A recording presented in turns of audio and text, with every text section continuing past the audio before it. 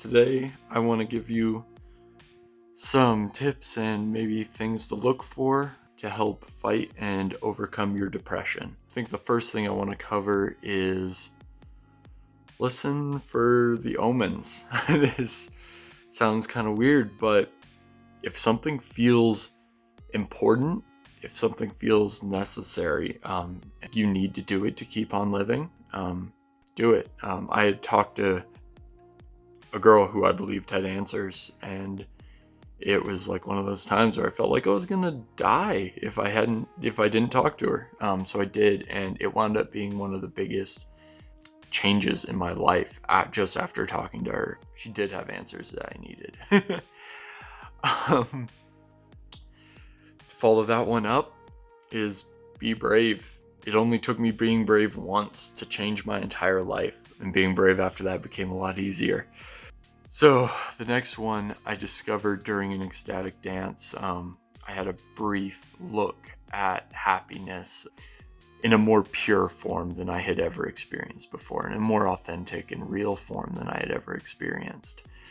And that is, don't fall for power. Power, money, these things cannot bring you happiness. It can treat the symptom of the pain, but it won't bring you true happiness, and someone will always have more power than you.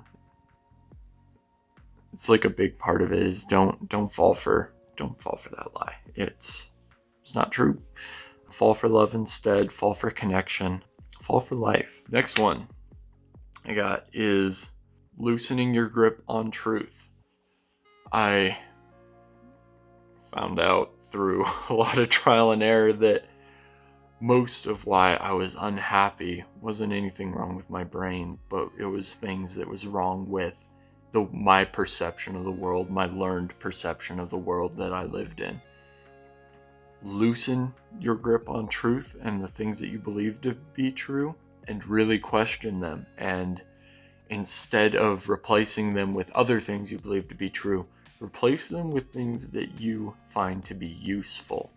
Replacing beliefs with ones that are more useful will serve you much more. And if things are useful, they usually wind up being true, more true than the things that you initially believed. So that's like a really big one for me, and one that I really recommend, and ties into the next thing, which is choosing what you believe.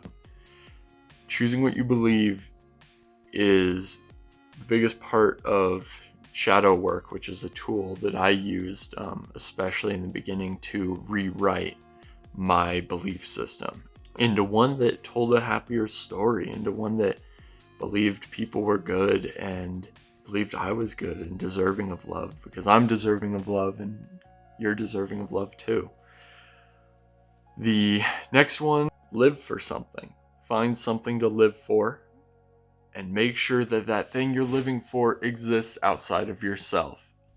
If it exists physically, it can be taken away, so don't make that your reason to live. I believe that there's a lot of things that exist outside of us. Things like beauty, things like love, things like compassion. I built my new world, my new life around trying to build those things through my actions and through my understanding. So I believe that any moment that I feel a complete love for myself or someone else or for anything, that's added to the universal force that is love. And it's an interesting result of that is that it allows problems in my life to become fun challenges that I can work on and try and overcome. And I haven't seen any negative side effects from that yet. I'm not saying there aren't any. So just build your own world, find what you want to live for outside of yourself. This one's been huge for me, and especially in building a community, ecstatic dance. If you can find one in your area, I highly recommend you try it. It has been a really powerful part of my journey and brought connection and light to my world like almost nothing else. So definitely a good place to get started, and definitely a good place to help you connect with life, connect with caring about life and having people around you that care about you. Similar dynamics can be found in meditation groups, can also be found in yoga practices and other practices like that. So seek those out. Community's huge. Community helps a lot. The next one was really useful for me. Was nonviolent communication. Really helped me connect with people in a more loving and compassionate way, and above all, helped me connect to myself in a more loving and compassionate way. With nonviolent communication comes the belief that no one commits evil purposefully, and everything that anyone else has done that has been perceived as evil was actually a expression of an unmet need. People need things. They need things emotionally, and understanding that really let me be nice to myself for the first time. So I highly recommend that. Do your own research, find what fits you, but these are just things that really brought light to my world. Let's see what else. Water patterning was something that I started doing fairly early in my journey.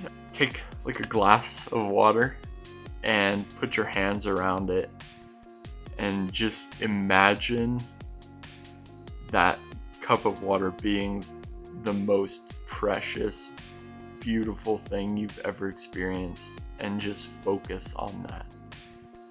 And then water has the tendency to